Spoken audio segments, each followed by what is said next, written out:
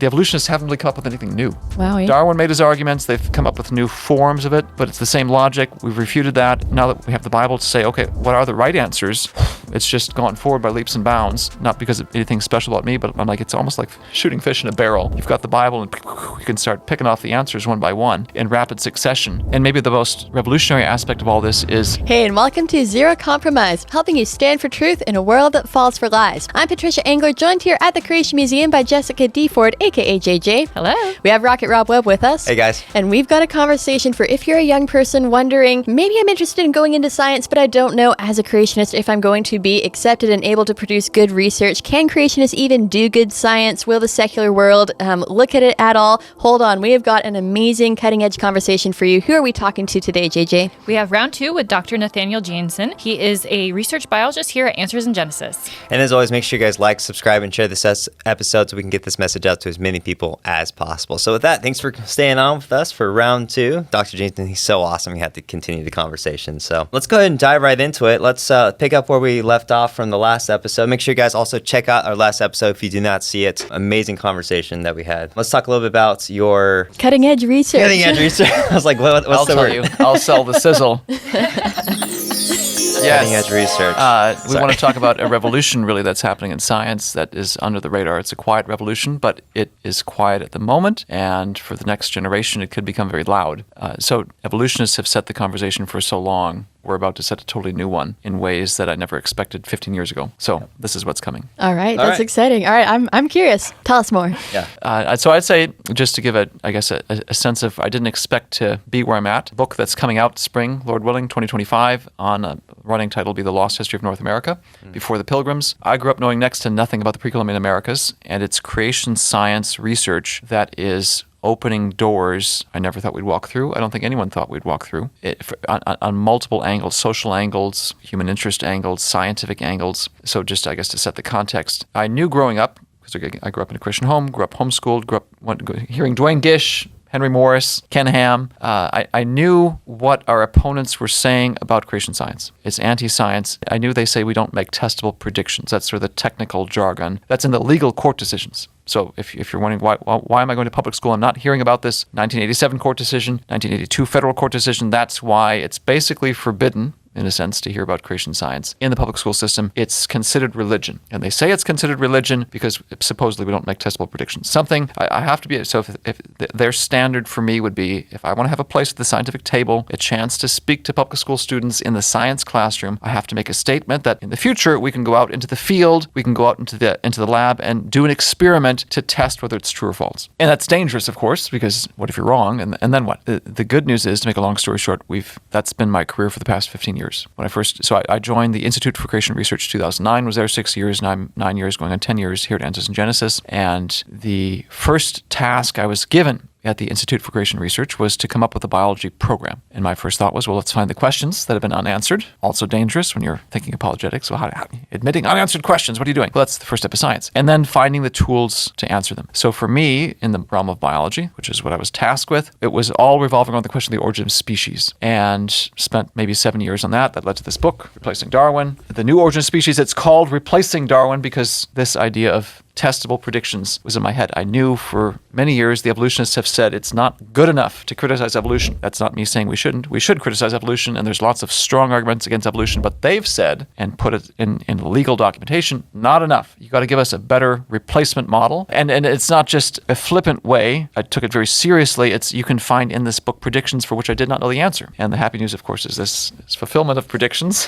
Part of this apologetic significance. One of the predictions I made, and what has been my focus in bringing back to the pre-Columbian Americas element, one of the focuses of my research, just because you go where the data are, that was a hard lesson of graduate school, is you can have the best ideas, best questions, but if you've got no tools to test it, you're stuck. So the annual research budget, or annual budget of the National Institutes of Health, is $48 billion. Wow. Most of it is research, and most of it is interested in health research, so human genetics. We've got hundreds of thousands of DNA sequences for humans, and because we're taxpayers, we get free access to it. I can then sit at my desk and analyze all that, and so that's why this book is focused on human history. And the prediction I made made in replacing Darwin is, and it's not some earth-shattering one, you just think about the biblical model where we start with Adam, they're fruitful and they multiply all the way down to Noah. Of course, the world goes corrupt. God destroys everyone but 8. So humanity essentially restarts with 8 people. Human civilization is wiped out because it's a global flood. There's no remnants of the pre-flood world. The pyramids are not pre-flood. They're post-flood because they would have been erased by a global flood if it was pre-flood. All of civilization that is therefore from Noah, post-flood. If that's true, then we should see stamped all over our DNA the echoes of civilization. And primarily this would be migrations. You can, and it's a technical argument, see population rises and falls. So the pre-Columbian Americas,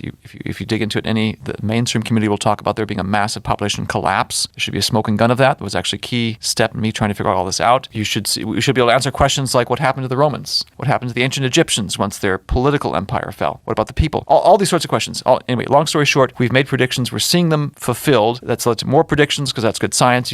New research raises even more questions. It's been wildly fruitful, and it's opening up new windows into the past that I never imagined, including what happened in the Americas before Columbus. I never learned it, and now we've got tools that we've never had before, genetics, and let me tell this story real fast too. Just I had to convince myself that we could go this direction because what I'm about to say is revolutionary and politically incorrect. All right. There we go. One of the first things I did when trying to make sense of, I was looking at male inherited DNA, Y chromosome, technical detail, but that's just the field I was in. And I had read a book since moving to Kentucky. We have a local library, Boone County Public Library is a decent set of books. So they had a book, 1491 by Charles Mann, secular guy, but talked about this idea of there having been a massive population collapse in the Americas. I thought, okay, well, where is the smoking gun of this? This is a lesson of graduate school. Take what you know, beat it to death till it yields all of its secrets. So worked on it. Turns out the smoking gun is quite obvious if you know how to find it. And without going into the details, the point is I first had to convince myself we had a strong genetic echo of post-Columbian history. Got to start with what you know. I know there's been a collapse, so where's the smoking gun? Found it. That changed how we could figure out how time is stamped on the genetic tree, on the DNA tree, family tree, where the beginning is, all that. And then I could work my way backwards in time. And that's where the dominoes began to fall, where there's been one of the things that appeared then from this genetic analysis was there have been multiple settlings of the Americas, not just one. Of course, it's not 15,000 years ago. It's within the last 4,000 years, but there was another. So there was initial post-Babel settling, maybe several. Genetically, I can see there was a settling right about the same time that the Huns went into Europe and overthrew the Roman Empire. There was a migration of Central Asians into the Americas and overthrew whoever was here before. There was another migration about the 900s of thousands, which again was another time of people moving in Central Asia. Most of us are probably descended from that Central Asian movement, which is a whole other story. And that's given rise to also the Algonquin peoples like the Delawares, the Blackfeet, the Cheyenne, the Arapaho, so many others. I think of Wisconsin. The Menominee would have been a Wisconsin tribe. That's where I grew up. So they would have been descended from that migration as well. And maybe the most revolutionary aspect of all this is I'm finding agreement between what I'm finding genetically and what the peoples themselves are saying. So I grew up, you all probably grew up the same way. If I said, name for me an indigenous account of where they came from, not taught that in school. And I think because most of the mainstream community treats it as mythological, or it's a bit condescending. Well, it's not written. Fine, I understand academic standards, but there was one document that was written, it seems, and it was rejected as mythological, as a fraudulent, as a forgery. And so there's been this long-standing marginalization of what the peoples themselves have said where they came from. Lo and behold, genetics comes along within a young earth framework, and it starts confirming what they've said, even though it's oral. So again, I understand skepticism, but it's the young earth model that comes along and confirms what they've been saying, and in a sense returns value and dignity to them, and also opens up a whole new tool to understand the past. So now I can tell you empires that were here before, the names of the people, because the Indians said so, the Native Americans said so, but who overthrew them, and begin to reconstruct a history similar to what we learned for Europe. So it lifts it out of obscurity into mainstream in a sense. So much so now that I've got contacts in 30, 40 tribes, been invited to some of their meetings, talked to some of the elders, which again, not necessarily, they have an indigenous worldview, not a Christian one. There's many anti-Christian elements to their current practice, but it's now the young earth worldview that is giving them value, giving them their history back in ways no one else has been able to before. So never anticipated this 15 years ago when I started in creation science, developed a biology program, but we followed the data where it led, and it's opened up this whole new vista into the past and looking forward to the future, all sorts of opportunities, people coming along now. There's so many more things now to being a creation scientist than just pushing back against evolution. I'm grateful for all that's been done. I still endorse all that. There's still some work to be done, but I feel like the evolutionists haven't really come up with anything new. Wow. Yeah. Darwin made his arguments. They've come up with new forms of it, but it's the same logic. We've refuted that, and now that we have the Bible to say, okay, what are the right answers? It's just gone forward by leaps and bounds, not because of anything special about me, but I'm like, it's almost like shooting fish in a barrel. barrel. You've got the Bible, and you can start picking off the answers one by one in rapid succession. So without a $48 billion budget, we can make remarkable progress, and there's so much room for people to join this. I heard the phrase growing up, it's an exciting time to be a creation scientist. It's even more exciting now, whether you're in history and science and biology and geology. The opportunities to understand and advance our knowledge about the world, to completely reverse the narrative about creationists being anti-science. And I've monologued, I realize, but I'm excited about this. So That's awesome. Good. I like this. That's where we're at right now, and it is very exciting. It's hard, it's challenging. The educational system we talked about in the previous episode is very set against this, but there's so many cracks being blown wide open. Rush through them. Yeah, And that's and awesome. like you said, you start with that biblical framework. You're able to fill in those gaps of that missing history. So that's what's so exciting about it. Absolutely. And there's probably young people that are excited like by some of the things you're just saying. They're like, how can we get involved? We want to come be mentored by you and be the next scientist to go carry this Next Dr. research Jeanson. forward. Yeah. So if there's a young person listening and they're interested in coming to learn more and how they can get involved with this movement, what would you recommend to them? There's a number of things I'd say. What's very brand new is we have a good relationship with Bob Jones, but I've got contacts in a number of Christian universities. It's just we've been able to move this element of an internship forward with Bob Jones. That's my only experience so far. So I know the head of the biology department, and he's like, hey, I've got a great student who wants to work with you. Okay. And so we some of this work can be done remotely because a lot of it's on the computer, analyzing DNA or trying to line up the DNA with history. That's the fun part. He worked in the Middle East and then presented at a creationist meeting. And I should say, I recognize the challenges for having something creationist on your resume, and we're sensitive to all that, and we make sure we protect students who are part of the program, but it gives them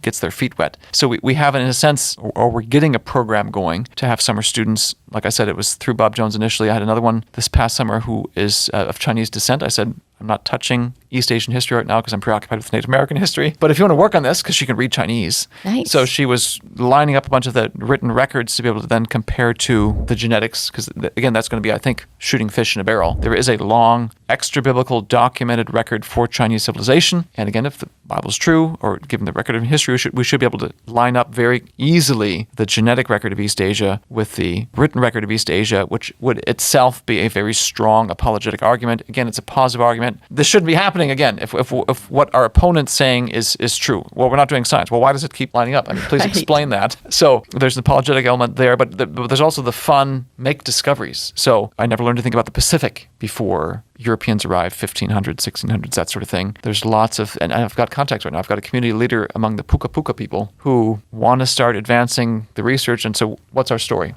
And there's lots to be uncovered there. I'm anxious to line it up with indigenous Hawaiian history. You can think about how we teach, and I'm also working on trying to develop curriculum too, changing curriculum. You think about how we teach, let's say, U.S. history. There's often the U.S. colonies, the British colonies part. We add on part of the Native American side. Maybe we talk about the slaves. We now have the tools to tell all three stories in much more fullness than we could before because of the Young Earth model. So yeah, we've got written records in Europe. We can line up with the genetics. We're now making lots of discoveries about Native American and say, here's their backstories of when the Pilgrims met. But now even the slave stories. I can't remember even how many African Americans have come to me, done tremendous work on their genealogical history, more than anything I've been able to do, and often then hit the roadblock of the slave trade. So I can trace to this plantation, and then the records go dark. And mainstream science doesn't have the answers. Mainstream science, just like with Native Americans, is rejecting the answers. I've got a textbook in my office about African history written by a guy, might be now retired, in the UK, one of the UK universities, and talks about the Bantu expansion. So much of West and Southern Africa is part of a language group called the Bantu. And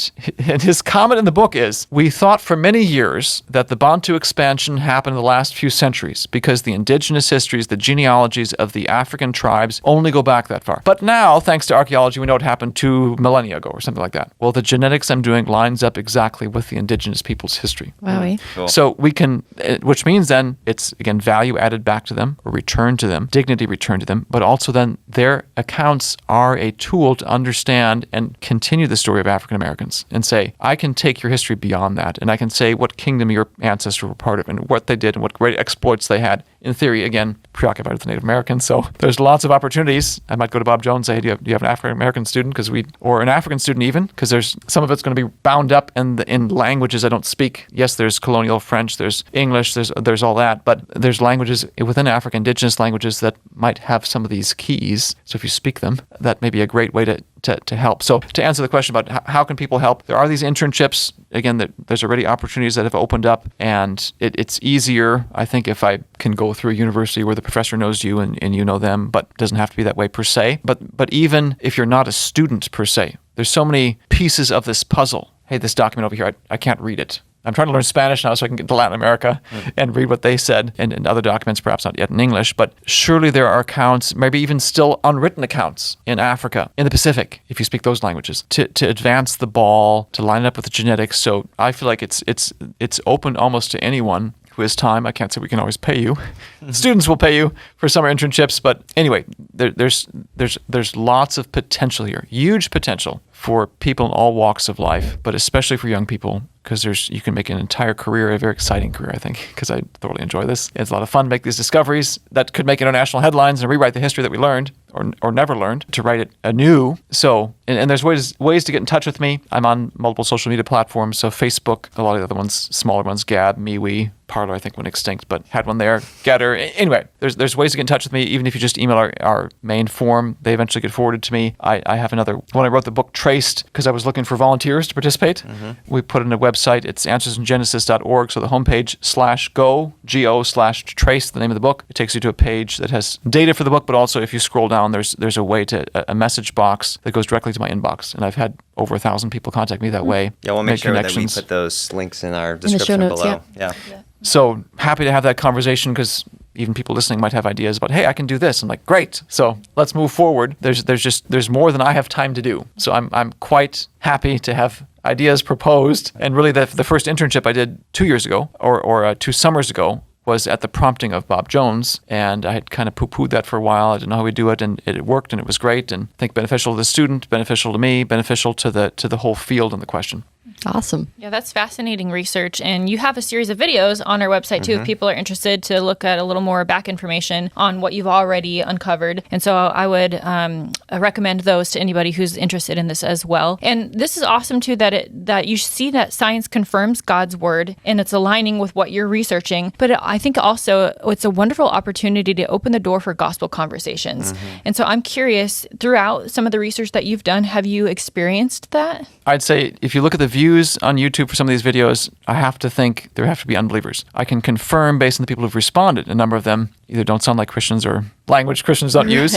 Others are, so I was invited to the Lakota Treaty Council Conference in December 2023. And I mean, it's in a sense a very anti-Christian place. And I'm not trying to disparage them as much as I thought, why am I there? And again, it's surprising that even though they may not agree with me on so many things, this research is giving them value that they didn't have before. And maybe to add a point here, similar to what you're saying, piggybacking on what you're saying, thinking about careers, students, or even professionals, young professionals, I feel like this is expanding the Answers in Genesis tent in a sense. I've had people say, I'm not a Bible person, but I think you're onto something. And so they're following the research and excited about it. Personal story that's kind of a nice loop here. So when I had, I guess you could say, epiphany, maybe I was born again halfway through graduate school when the old news of the gospel became good news for me, I then launched my career ambitions in a totally different direction. So I was going to try to become an academic scientist, cure cancer, win the Nobel Prize, have a platform to preach the gospel. That quickly became contaminated by selfish ambition. So then I channeled all that energy towards, can I do something wildly courageous missions-wise? So I wanted to go to the Middle East maybe and plant churches there, but as a sort of a bivocational, come in as a professor maybe. And then that door closed. Thankfully, I don't think I was mature enough for it spiritually at the time, and the Lord knows and sovereignly controls our lives, which I'm grateful for. So that's 2005. 20 years later, 2006, so almost 20 years later now, I'm doing this research, and I have lost count of the number of North African and Middle Eastern Muslims contacting me because this research, and in a complimentary way. What's the typical mainstream attitude towards creationists? You go away, you're poison, you're like cancer, just ick. That's the attitude. They're coming to me saying, oh, you're a man of God. You of all people are going to find the answer to this question. Like it was a positive thing that I had a Christian background, even though strong, of course, animosity between Muslims and Christians on many religious points. But they want to know, do they go back to Ishmael? Do they go back to Muhammad? Do they go back to who are the true Arabs? And so I've had conversations. I've had even a member of one of the royal families in the Middle East is talking to me. As they're trying to work through these questions. So that was sort of a fun moment when I thought, I tried to go that direction, door closed, went a totally different direction, and now we've looped completely full circle. Now people are coming to me. Amazing. So there's unexpected opportunities, things I never could have predicted that come out of this. And there will be. I mean, I talked to the student I had who was working on Middle Eastern history as a summer intern. I said, you might consider learning Arabic because you can make a whole career out of this. And there's people waiting. I mean, they've got so much oil money. All it would take is one of these royal families to fund a study of 100,000 Middle Easterners. There's still questions like what happened to the Sumerians? Can we find the lineage of the lost tribes of Israel? Can we find all this fun stuff you learn in ancient history? We can finish those stories. The answers are likely among Middle Easterners. It's a powder keg for sure and dangerous, but hey, if you want to be adventurous, there's an adventure for you. And it's the young earth model that makes it all possible. And that's what's so wild. Right there. So science confirms God's word, the Bible, again and again and again. And it's no surprise because the Bible is God's word. And I just love the fact that you mentioned that we're able to make successful, testable predictions. That's something evolutionists, basically accuse creationists of all the time. We don't have the scientific models, but now we do. We're no longer on the defensive. Now we're on the offensive. So one more time, where can people go to connect with you and maybe learn more about your resources? On all the social media platforms until I get kicked off, which is why I have, again, Gab, Getter, MeWe, you name it. I'm probably on Truth Social, but also on Facebook and Twitter. That's an easy way to get in touch with me. Otherwise, the one that goes directly to my inbox would be you go to our homepage, or you type in our homepage or go to it, and then after the answersingenesis.org/go/traced, which is the name of this book. So it's that page then is a dual purpose. It's got some of the supplemental data, but also if you scroll down a message box to get in touch with me directly, goes directly to my inbox and we can correspond that way. And again, made a lot of connections that way. Native American connections that way, because I put that also on the videos, on the YouTube videos at the end to say, get in touch with me this way. And that's been very successful. And I believe we have a whole playlist of your videos. If you jump onto our Answers in Genesis YouTube channel, look for the playlist. You can